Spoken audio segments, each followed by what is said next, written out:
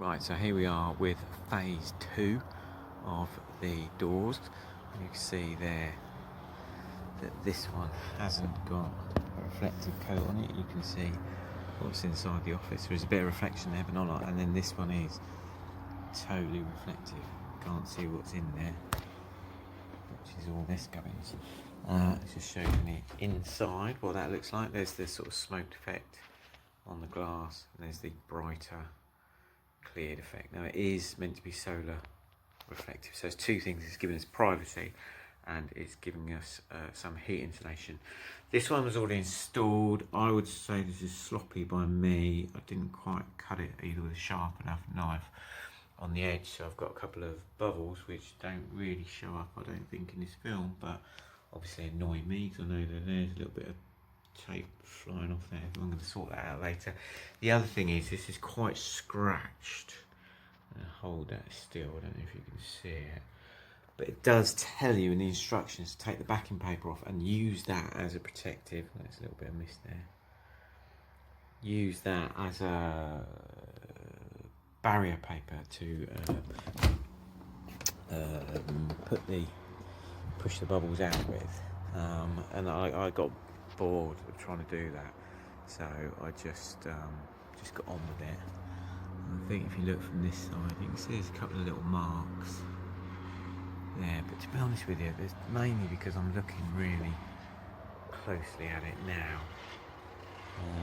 Anyway, that's where we are, so we're going to start the process in a minute. First thing I'm going to do is this whole sheet's too wide. Just needs to be cut off there, so I've got something a little bit more easy to handle. So I'm going to cut that down. Got it. Take that, cut that edge off there.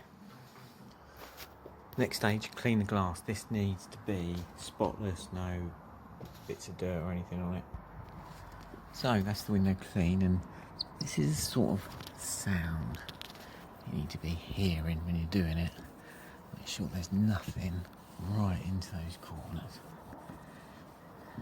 There we go. So we've cut our sheet down to a little bit bigger than the window. So we're going to go and get that now with some water. Then we're going to look at the tools we need, which are not the tools they've got in the instructions. We've got some of them here. It's meant to be a felt-based slider. I've got this, which I'm intending to put this cloth round, and I'm just going to get some water. This is the window clean. So right, the instructions are quite clear. They are: wet the window, peel the protective backing, or the flooring, or whatever you want to call it, the protective sheet off, and use that. I'll show you what I mean in a minute. Use that as protective layer. Now, the one thing I've read on all the feedback for this product and for others is any problems, spray more water. Can't put enough water on it. We need water to make it slippy. So you can probably hear more than see there. We've sprayed loads of water on. Let's get that board on. What I'm going to do is I'm going to take the top third of the protective sheet off, stick it on, and then pull it down. I'll show you in a sec. Now, I don't know if you can see, what I've done is I've just pulled the top bit off, stuck that on there, pulled it down to about halfway. There's the protective sheet there, so this bit's sticking. Now, because I've cut this quite tight, I haven't allowed a lot of overlap. I need to be careful that it goes down straight, otherwise we'll go in at an angle and we'll end up with gaps at the bottom. But as you can see, I'm not far off. One thing I did do is I left the roll in the bottom so that it acted as a weight. Now it's become a bit of a pain. I could probably cut this shorter at the bottom, so I might just run and get the scissors and cut it with the scissors rather than the knife. I don't know. I'll pull that bit of protective off and see how we get on. So right, what I've done is cut that bit off at the bottom. So you can see I've just overlapped it on all the edges. We've got loads of bubbles. As I say, I might peel it back, spray some more water on, because water seems to get us out of all sorts of trouble. But what I'm going to do is use this backing paper, stick that on the front to protect it from scratches as I'm squeezing the water out.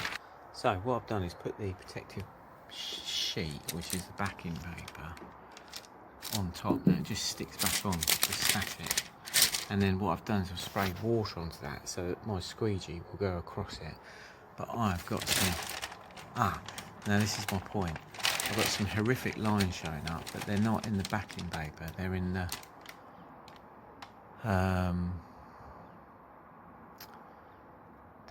protective sheet. So now I'm gonna have to keep an eye on both bits. And I can sort of peel this off and then peel it back on. So what we're doing is working from the middle out all the time. Just trying to push the, let's get that door pinned in here. I'm trying to get the bubbles to the quickest exit from the middle out.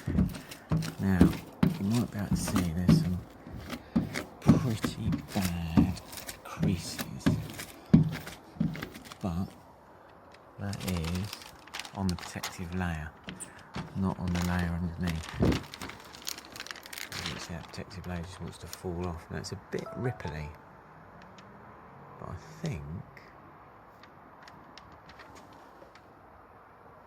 on the other side it's not. I'll have to have a look.